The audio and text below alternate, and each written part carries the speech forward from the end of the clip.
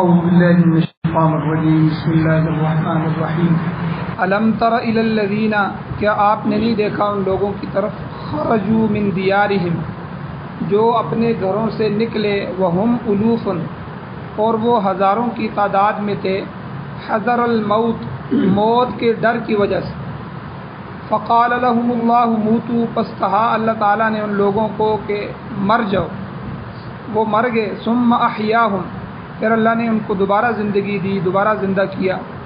ان اللہ لذو فضل علی الناس، بے شک اللہ تعالیٰ تو فضل کرنے والے ہیں لوگوں پر، ولکن اکثر الناس لا یشکرون، لیکن لوگوں میں سے اکثر لوگ شکر گزار نہیں، شکر ادا نہیں کرتے۔ وقاتلوا فی سبیل اللہ، قتال کرو، جہاد کرو اللہ کے راستے میں، واعلموا، اور یہ بات اچھی طرح جان لو کہ ان اللہ سمیع علیم، بے شک اللہ تعالیٰ سننے والا ہے اور جاننے والا ہے۔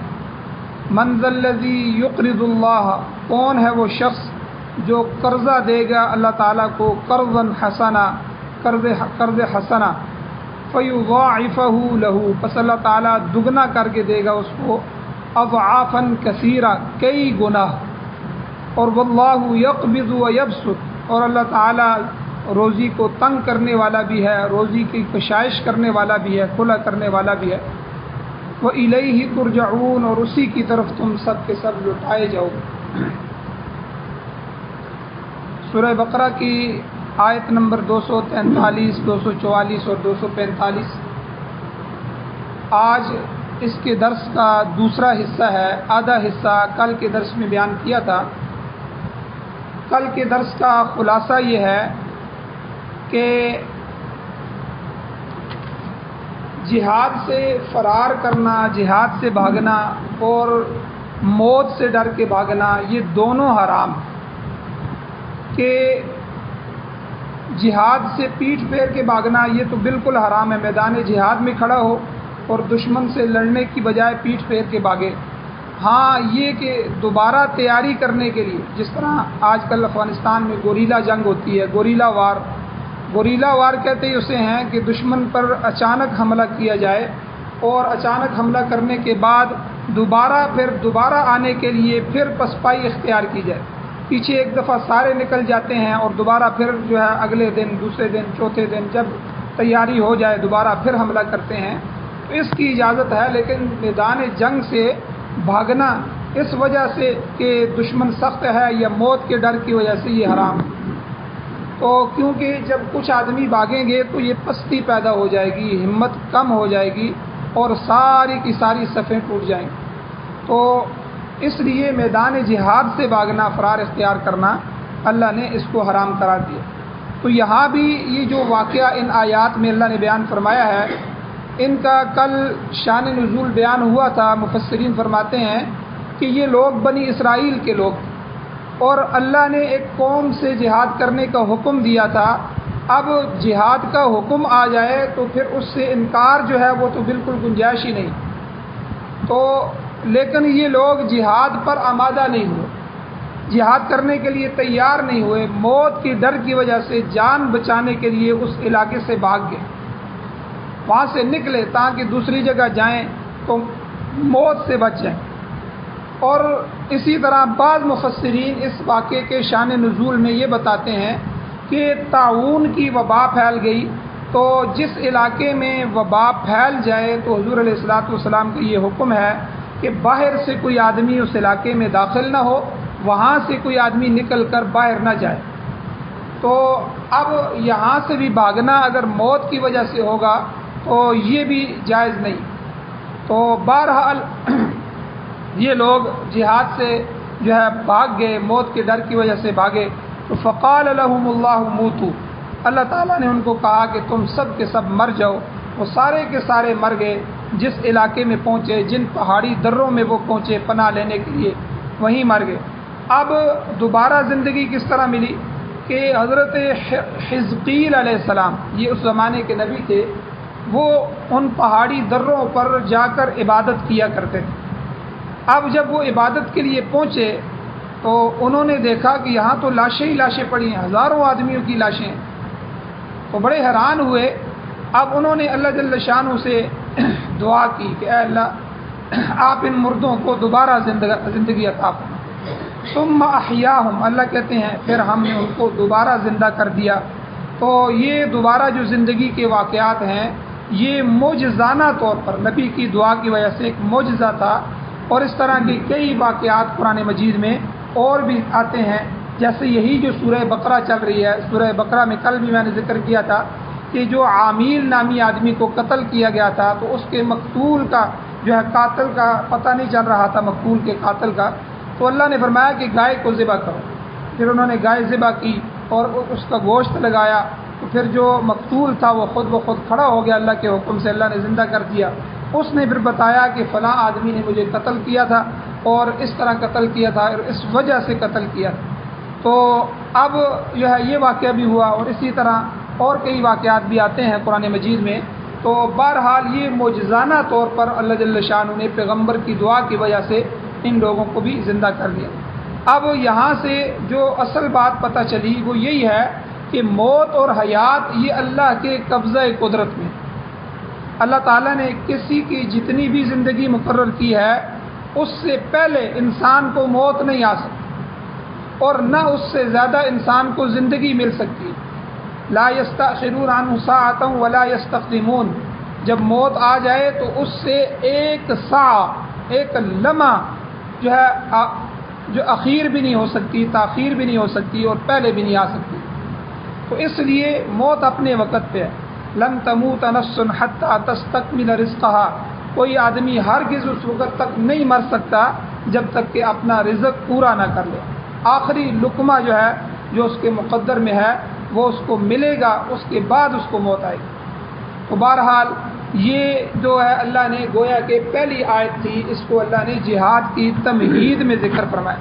تمہیداً ذکر کرنے کے بعد اللہ نے آگے جہاد کا حکم دیا۔ اگلی آیت میں اللہ نے فرمایا وَقَاتِلُوا فِي سَبِيلِ اللَّهِ، اللہ کے راستے میں جہاد کرو۔ یہ ہمیں مخاطب کیا گیا پچھلی قوم کا واقعہ بیان کر کے، اور جہاد سے ان کے فرار پر جو ہے جو ان کو موت دی گئی، پھر ان کو زندگی دی گئی نبی کے دعا کی برکت سے، تو یہ سارا واقعہ بیان کر کے تمہیداً اللہ نے ہمیں حکم دیا وَقَاتِلُوا فِي سَبِيلِ اللَّهِ، اللہ کے راستے میں جہاد کرو۔ جہاد دین کی سربلندی ہے، یاد رکھیں، جہاں جہاد ہوتا ہے وہاں دین بھی محفوظ، مسجدیں بھی محفوظ، مدارس بھی محفوظ، ہر شعبہ محفوظ، عوام بھی محفوظ ہے، ان کے ایمان بھی محفوظ۔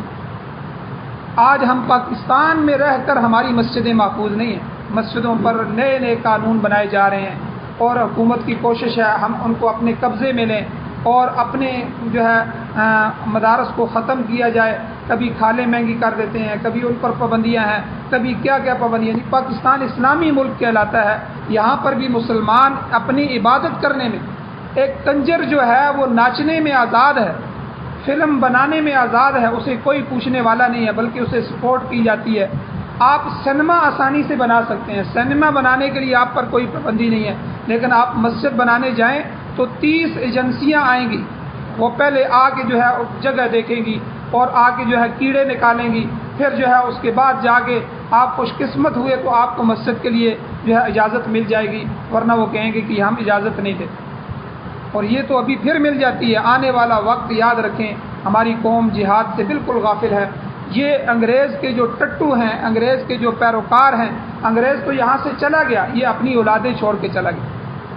آج ہماری عدالتوں میں انگریزی قانون ہے، ہماری معاشرت میں انگریزی قانون ہے، ہماری اولادوں کے کپڑے انگریزی ہیں، اور ہماری جو ہے یونیورسٹیوں، کالجوں، سکولوں اور ہمارے دفتروں کے جو لباس ہیں، ٹائی اور پینٹ شرٹ، یہ سارے انگریزی ہیں، ہماری بول چال انگریزی ہے، یہ ہمارا ہر چیز انگریزی ہے، ہم ان کے غلام ہیں۔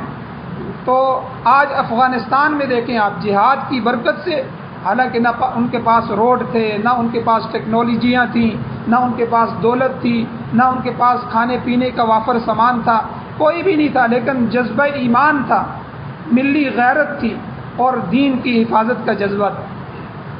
تو وہاں بھی لوگ امریکہ کے ساتھ ملے، جو افغان فوج بنائی گئی یا دوسرے لوگ تھے، وہ امریکہ کی چھتری کے نیچے آ کے طالبان کے خلاف لڑے اور دین کے خلاف لڑے۔ آج ان کا حشر دیکھیں، جب آقا نے دم دبا کے بھاگا، آقا بھاگ گیا، آج غلاموں کی کیا حالت ہو رہی ہے، وہ بھی اسی طرح بھاگ رہے ہیں۔ تو جو قوم اللہ کے راستے میں کھڑی ہو جاتی ہے اللہ کے دین کے غلبے کے لیے، امارت اسلامیہ شریعہ کے قیام نفاذ کے لیے، اللہ جل شانہ خود ان کی مدد فرماتے ہیں۔ قرآن میں اللہ کا وعدہ ہے وَأَنْتُمُ الْأَعْلَوْنَ إِن كُنتُم مُؤْمِنِينَ، اگر تم ایمان والے ہوئے، تمہارے اندر ایمان کامل ہوا تو تم ہی سر بلند ہوگے۔ اللہ کہتے ہیں تمہیں ہی بلند کیا جائے گا، تمہیں ہی عزت دی جائے گی۔ آپ اسلام کی جتنی بھی جنگیں ہوئی ہیں حضور علیہ الصلوۃ والسلام سے لے کر حضرت علی رضی اللہ عنہ، معاویہ رضی اللہ عنہ کے زمانے تک جتنی بھی جنگیں آپ لے لیں، تاریخ کے اندر آپ دیکھیں مسلمانوں کی تعداد دشمن سے کئی گنا کم تھی۔ اگر ایک طرف 1 لاکھ 2 لاکھ فوج تھی، دوسری طرف 30,000 صحابہ تھے۔ 30,000 صحابہ کا 2 لاکھ کے ساتھ کوئی مقابلہ ہے؟ لیکن اللہ نے ان پر فتح عطا فرمائی۔ غزوہ بدر سے شروع ہوتی ہے یہ جہاد۔ غزوہ بدر میں دیکھیں 313 ایک طرف ہے، دوسری طرف 1000 ہے، 3 گنا 4 گنا زیادہ ہیں وہ لوگ، اور ایک طرف اسلحہ ہی نہیں ہے، چند گنی ہوئی تلواریں ہیں اور چند اونٹ ہیں، چند گھوڑے ہیں، پیدل سفر ہے، پینے کے لیے پانی بھی نہیں ہے، اور دوسری طرف وہ لدے ہوئے ہیں، ان کے ہر بندے کے پاس اونٹ ہے، کھانے کا وافر سامان بھی ہے ابو جہل اور اس کی کمپنی کے پاس، اور اسی طرح ہر چیز موجود ہے، لیکن اللہ جل شانہ نے ان 313 کو غالب کر دیا۔ تو کیا وجہ ہے کہ ان کے اندر ایمان تھا، جذبہ جہاد تھا، دین کے غلبے کے لیے، دین کی سربلندی کے لیے ان کے عزائم پختہ تھے۔ تو یہاں بھی اللہ نے فرمایا وقاتلوا فی سبیل اللہ، اللہ کے راستے میں نکلو، اللہ کے راستے میں جہاد کرو، یہ اس سے دین کی سربلندی ہوگی۔ دشمن تمہارے سامنے سینہ سپر نہیں ہو سکے گا، وہ ٹھہر نہیں سکے گا، اس لیے کیونکہ موت اور حیات اس اللہ کے قبضہ قدرت میں ہے۔ وقت معین اس سے پہلے نہ موت ہے اور نہ معین وقت کے بعد زندگی ہے۔ اور اللہ نے فرمایا وَاعْلَمُوا، آگے فرمایا کہ جان لو، اچھی طرح یہ بات ذہن میں رکھو، ان اللہ سمیع علیم، اللہ تعالیٰ ہر بات کو سننے والا ہے، ہر پکارنے والے کی پکار کو سنتا ہے اور ہر چیز کو جاننے والا ہے۔ کوئی شے، کوئی چیز اس کے احاطہ علم سے باہر نہیں ہے۔ اب میں اور آپ ہیں، پاکستان اور کئی ممالک ہیں، ان کی انٹیلیجنس ہے، ان سے بھی بندہ چھپ سکتا ہے، کئی چیزیں چھپا سکتا ہے، ٹھیک ہے، انسان سے انسان غافل ہو سکتا ہے، لیکن اللہ جل شانہ کی نظر سے کوئی نہیں بچ سکتا۔ ہر چیز کا علم، اس کے علم نے اس کا احاطہ کیا ہوا ہے۔ وَلَا يُحِيطُونَ بِشَيْءٍ مِّنْ عِلْمِهِ، اس کے علم کی کوئی چیز اس سے بچ نہیں سکتی، ہر چیز اس کے علم کے اندر آتی۔ اور اسی لیے اللہ نے آگے فرمایا کہ جاہدوا باموالکم وانفسکم فی سبیل اللہ، اپنے مالوں کے ساتھ اور اپنی جانوں کے ساتھ اللہ کے راستے میں نکلو اور جہاد کرو۔ اگر تمہیں اللہ کے راستے میں موت آ جائے تو اس سے اچھا سودا اور کیا ہو سکتا۔ یاد رکھیں، جتنی نمازیں پڑھ لیں، جتنے حج کر لیں، جتنی عبادتیں کر لیں، اس بات کی کوئی گارنٹی نہیں ہے کہ مرتے وقت ہمارے سارے گناہ معاف ہو جائیں گے، بستر پہ اگر مر گئے۔ لیکن جہاد کے اندر اگر آدمی شہادت کی موت مرتا ہے تو حضور علیہ الصلوۃ والسلام نے، قرآن و سنت نے یہ گارنٹی دی ہے۔ حضور نے فرمایا کہ اس آدمی کا جب خون کا قطرہ، پہلا خون کا قطرہ نکلتا ہے تو وہ قطرہ زمین پہ بعد میں گرتا ہے، اللہ اس کے سارے گناہ پہلے معاف فرما دیتا ہے۔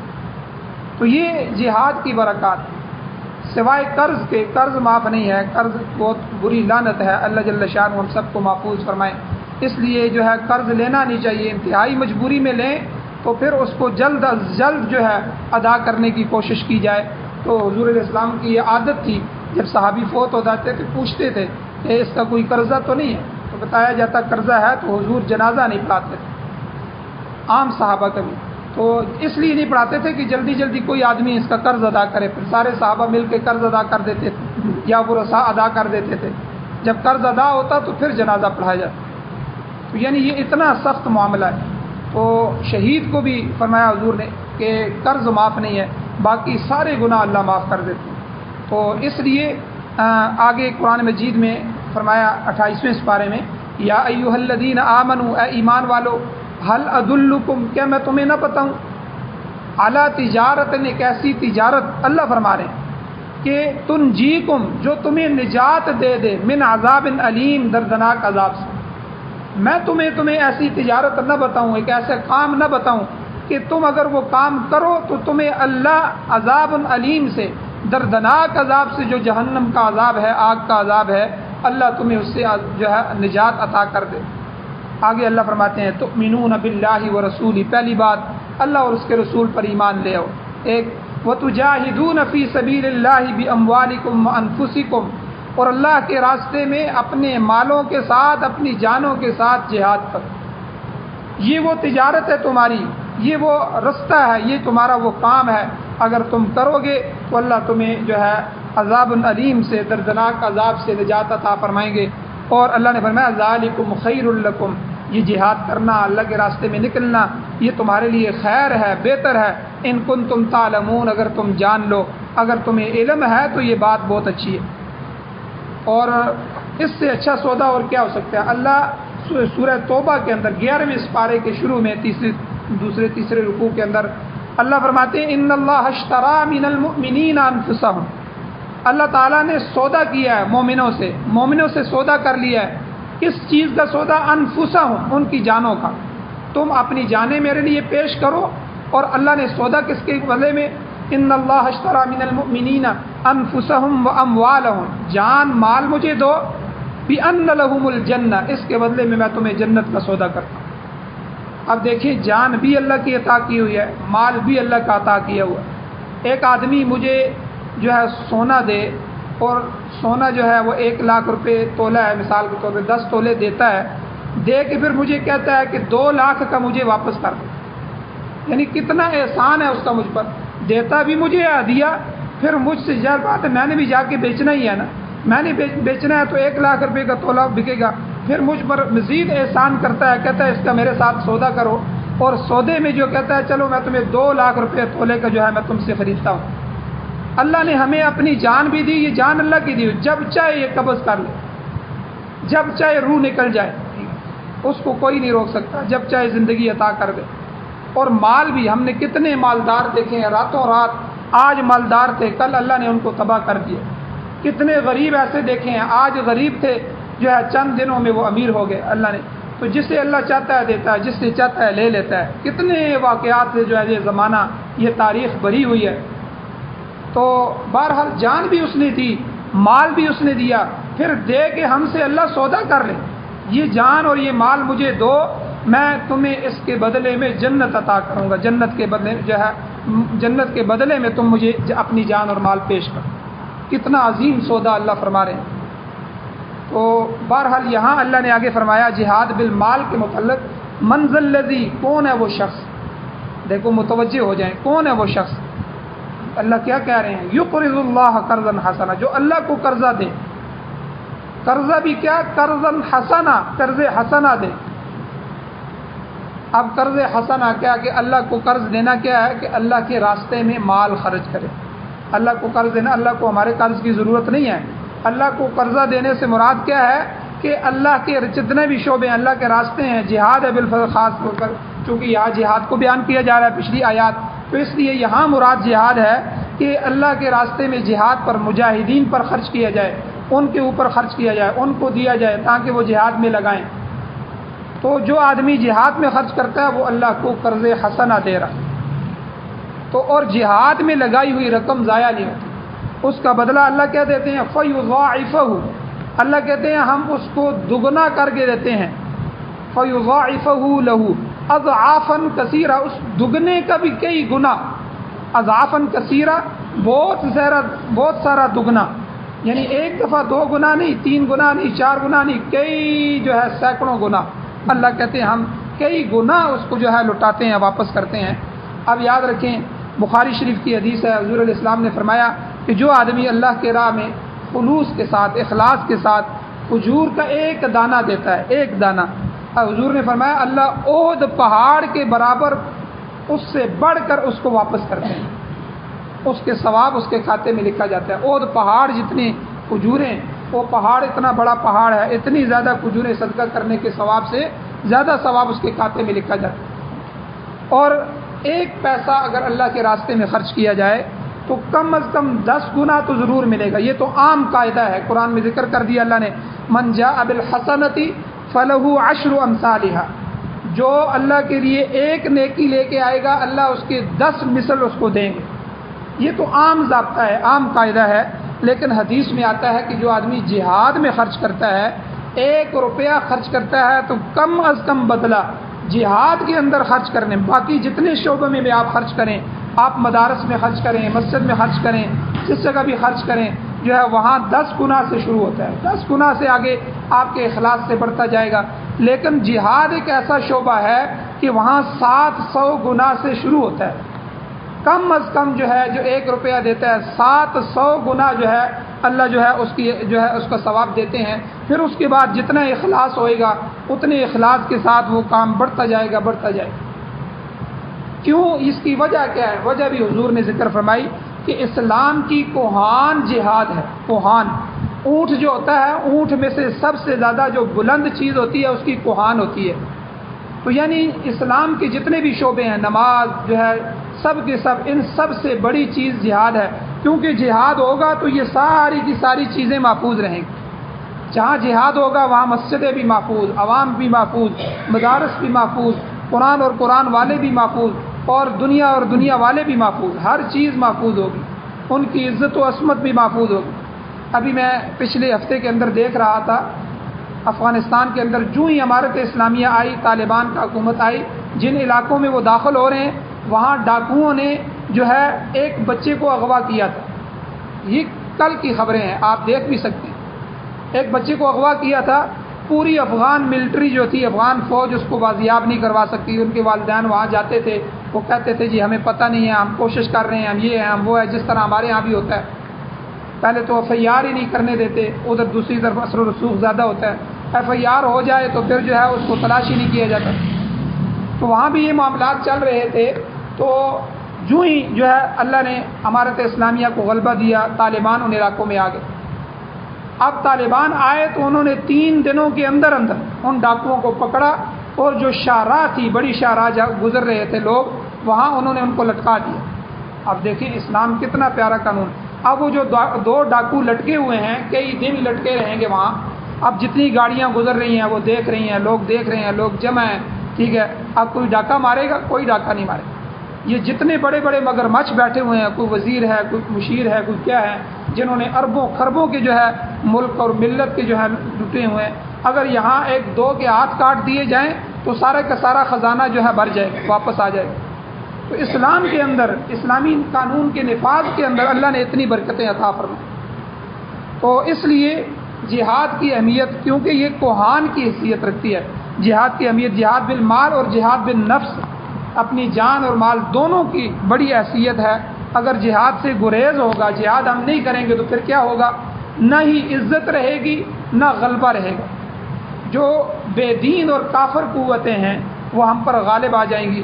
حضور علیہ الصلوۃ والسلام کا ارشاد ہے، اور قرآن مجید جو ہے اس کے مطابق بھی، جہاد سے گریز کرنے والا وہ فاسق ہے، اور حضور نے فرمایا منافق بھی ہے، حدیث میں منافق ہے۔ حضور نے فرمایا، حدیث موجود ہے، حدیث کا مفہوم ہے کہ جس آدمی نے اپنی پوری زندگی میں نہ جہاد کیا نہ جہاد کا ارادہ تھا، یعنی دونوں نہیں تھے، ایک تو آدمی کا ارادہ تھا پھر کر نہیں سکا، جا نہیں سکا، ٹھیک ہے، ارادہ تھا تو یہ بھی بچ جائے گا، دوسرا جو ہے جو خود شریک ہوا یہ بھی بچ جائے گا۔ ورنہ حضور نے کیا فرمایا؟ جس نے اپنی پوری زندگی میں موت تک نہ جہاد کیا نہ جہاد کا ارادہ تھا تو وہ منافق کی موت مرے گا، یعنی وہ ایمان پہ نہیں مرے گا، منافقت کی موت ہے۔ تو اس لیے ابو داؤد شریف کی جو ہے ابو داؤد شریف کی روایت ہے، حدیث ہے، حضور علیہ السلام نے فرمایا اگر تم جہاد کو چھوڑ کر تجارت میں لگ جاؤ گے، کھیتی باڑی میں لگ جاؤ گے اور دوسرے کاموں میں لگ جاؤ گے، یہ الفاظ ہیں حضور کے، تو یسلط اللہ علیکم الذلہ، اللہ تعالیٰ تم پر ذلت مسلط فرما دیں گے، حتیٰ ترجعوا الی دینکم، یہاں تک کہ تم اپنے دین کی طرف واپس لوٹ آؤ، یعنی تم جہاد کرنا شروع کر دو گے۔ جب تک تم جہاد نہیں کرو گے اس وقت تک تمہیں ذلت میں رکھا جائے گا، پستی میں رکھا جائے گا۔ تو آج ہم دیکھیں مسلمانوں کے کیا حالات، جب سے جذبہ جہاد ختم ہوا ہے، جب سے یہ سستی واقع ہوئی ہے، تو نہ ہماری عزت دنیا میں باقی رہی نہ غلبہ باقی رہا، اور بلکہ مسلمان آپس میں ایک دوسرے کے ساتھ دست و گریبان ہو گئے اور ایک دوسرے سے لڑائی شروع ہو گئی۔ ٹھیک ہے، آپ دیکھ لیں غیر اقوام جو ہے وہ تماشا دیکھ رہے ہیں اور مسلمان آپس میں لڑ رہے ہیں۔ تو بہرحال یہ تاریخ کے اندر بھی رہا ہے کہ کافروں کی ہمیشہ کوشش رہی ہے کہ مسلمان آپس میں لڑتے رہیں، اور ان کے لڑانے کے لیے انہوں نے کئی طرح کے ہتھیار استعمال کیے۔ تو بہرحال اللہ کے راستے میں خرچ کرنے کے متعلق ان دروس میں کئی دفعہ پیچھے بھی بیان ہو چکا ہے۔ یہاں اس آیت میں انفاق فی سبیل اللہ کو قرض حسنہ کہا گیا، قرض حسنہ، کہ اللہ کو قرض دینا، یہ اللہ اس کو کئی گنا بڑھاتے ہیں۔ اور اس ضمن میں یہ بھی آ چکا ہے کہ اللہ نے فرمایا وَلَا تُلْقُوا بِأَيْدِيكُمْ إِلَى التَّهْلُكَةِ، کہ مال روک کر اپنے آپ کو ہلاکت میں نہ ڈالیں۔ یعنی جب آپ مال روک لیں گے، مال کو اللہ کے راستے میں خرچ نہیں کریں گے تو آپ ہلاک ہو جائیں گے۔ حضرت شیخ الہند رحمۃ اللہ علیہ فرماتے ہیں کہ قرض حسنہ کیا ہے؟ جس میں 4 چیزیں ہوں۔ یہ کسی آدمی کو بھی قرض حسنہ دیا جاتا ہے۔ نمبر 1، جس کے واپسی کا تقاضا نہ ہو، دیا تو چلو بھائی واپس نہیں لوں گا۔ دوسرے نمبر پر مقروض پر احسان نہ جتلایا جائے، جس کو دیا ہے اس پر احسان نہ جتلائے، دیکھو میں نے تمہیں قرض دیا تھا، میں تمہیں قرض دے رہا ہوں، ٹھیک ہے، اس پر احسان جتلایا نہ جائے۔ تیسرے نمبر پر اس کو حقیر نہ سمجھا جائے، حقیر سمجھ کے نہ دیا جائے، یار چلو یہ حقیر آدمی ہے دے دو یار تھوڑا سا۔ اور جو ہے چوتھے نمبر پر اس سے بدلہ نہ لیا جائے۔ کئی آدمی اس کے بدلے میں پھر کام کرواتے رہتے ہیں، اس کے بدلے میں اچھا یار میں نے جو ہے تمہاری وہاں مدد کی تھی، آج میں تمہیں کام کا کہتا ہوں تم کام نہیں کر رہے میرا۔ تو یعنی اس کو 4 شرطیں جس میں ہو اس کو قرض حسنہ کہتے ہیں۔ حضرت شیخ الہند رحمۃ اللہ علیہ فرماتے ہیں نمبر 1 واپسی کا تقاضا نہ ہو، نمبر 2 مقروض پر احسان نہ جتلایا جائے، نمبر 3 اس کو حقیر نہ سمجھا جائے، نمبر 4 اس سے بدلہ نہ لیا جائے، اس کے بدلے میں کچھ نہ لیا جائے۔ اللہ تعالیٰ کو قرض دینے سے مراد یہی ہے کہ جہاد میں خرچ کیا جائے، غریبوں اور محتاجوں کی احانت کی جائے، بیوہ اور یتیم اور مساکین پر خرچ کیا جائے۔ اس کا بدلہ قطعی طور پر آخرت میں اللہ تعالیٰ کئی گنا بڑھا چڑھا کر اللہ تعالیٰ عطا فرمائیں گے۔ ایک شخص نے حضور علیہ السلام کے خدمت میں پیش ہوئے تو جہاد کے لیے اونٹنی پیش کی۔ اب اونٹنی کے ساتھ مہار بھی تھی اور اوپر جو پالان ہے جس پر بیٹھتے ہیں وہ پالان بھی کسا ہوا تھا۔ حضور بڑے خوش ہوئے، فرمایا بہت اچھا کیا، بہت اچھا کیا، بہت اچھا کیا۔ کئی دفعہ حضور نے فرمایا، اور حضور علیہ السلام نے فرمایا قیامت کے روز تمہیں ایسی 700 اونٹنیاں اللہ عطا فرمائیں۔ یہ حدیث ہے، تو آپ اندازہ لگائیں کہ کتنا بڑا اجر ہے جہاد کے اندر خرچ کرنے میں۔ اگر آپ خود نہیں جا سکتے تو مجاہدین کو دیا جائے، ان پر خرچ کیا جائے، اس کا بھی ثواب زیادہ ہے۔ خود اپنی جان لے کر، اپنا مال لے کر آدمی جائے، اس کا جو ہے اس کا تو اندازہ ہی نہیں ہے کہ اس کا ثواب اللہ کتنا عطا فرمائے۔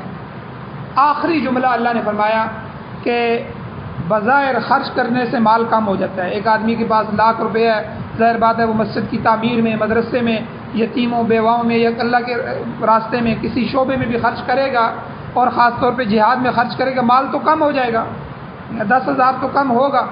لیکن اللہ نے آخر میں فرمایا واللہ یقبض و یبسط، یہ جو قبض اور بسط ہے یہ اللہ کے ہاتھ میں ہے۔ جس کا چاہتا ہے مال اللہ قبض کر لیتا ہے، جس کا چاہتا ہے اللہ مال بڑھا دیتے ہیں، کئی گنا اللہ اس کو دے دیتے ہیں۔ آپ یقین کریں کئی لوگوں کو ہم نے دیکھا کہ وہ کہتے ہیں ہم نے یقین کے ساتھ جو ہے اللہ کے راستے میں خرچ کرنا شروع کر دیا، جب خرچ کرنا شروع کر دیا اس دن سے ہمارے مال میں برکتیں ہی برکتیں پڑ گئی۔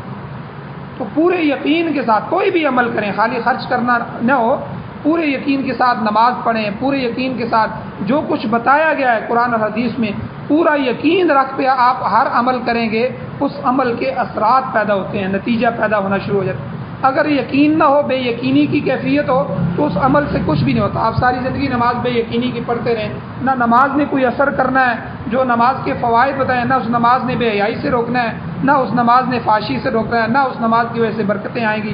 یہاں سے اوپر وہ نماز جا ہی نہیں رہی، جب جا ہی نہیں رہی تو اس کے نتیجے کیسے آئیں گے؟ اسی طرح قرآن کی تلاوت ہے، حج ہے، عمرہ ہے، کوئی بھی عبادت ہے، کوئی بھی عمل ہے، اگر اخلاص سے کیا جائے، اچھی نیت سے، یقین کے ساتھ کیا جائے تو فوری نتائج آنا شروع ہو جاتے ہیں۔ اللہ جل شانہ فوری اس کو قبول فرماتے ہیں، فوری برکتیں آتی ہیں۔ تو بہرحال اللہ نے فرمایا واللہ یقبض و یبسط، مال کو کھینچ لینا، کسی کے مال کو بڑھا دینا، یہ تو اللہ کے ہاتھ میں ہے۔ کوئی آدمی آپ دیکھیں، ہماری اولاد ہوتی ہے، ہماری اولاد 3 بیٹے ہیں، اب باپ چاہتا ہے یہ تینوں کے پاس ایک جیسی رقم آ جائے، تینوں کی تنخواہیں ایک ہو، باپ چاہتا ہے، لیکن تینوں کی تنخواہیں ایک نہیں ہوتی. ایک کی تنخواہ وہ پڑھ جاتا ہے, دوسرا نالائق پڑھتا نہیں ہے. جو پڑھ جاتا ہے وہ افسر بن جاتا ہے, اس کی تنخواہ 60,000 لگ جاتی ہے, اس کی 6,000, اس کو 6,000 بھی کوئی نہیں دیتا.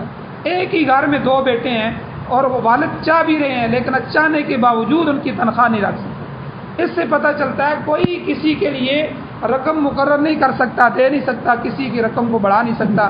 جو ہے کسی کو دینا چاہیں تو اللہ دیتے ہیں, کم کرنا چاہیں تو تب بھی اللہ کرتے ہیں. اس آیت کا یہی مقصد ہے, واللہ یقبض و یبسط, اللہ تعالیٰ ہی قبض کرنے والے ہیں, کم کرنے والے ہیں, لینے والے ہیں, چھین سکتے ہیں. وہ یبسط, اللہ ہی کشائش کرنے والے ہیں, روزی کو بڑھانے والے ہیں, اضافہ کرنے والے ہیں. یہ اختیار اس نے اپنے پاس رکھا ہوا ہے. وہی بہتر جانتا ہے کس کو کتنا مال دینا چاہیے, کس کو کتنا نہیں دینا چاہیے, اور کس کے رزق میں کمی کرنی چاہیے, کس کے رزق میں زیادتی ہونی چاہیے. لہٰذا انسان کا یہ وہم ہے کہ اللہ کی راہ میں خرچ کرنے سے مال کم ہو جائے گا.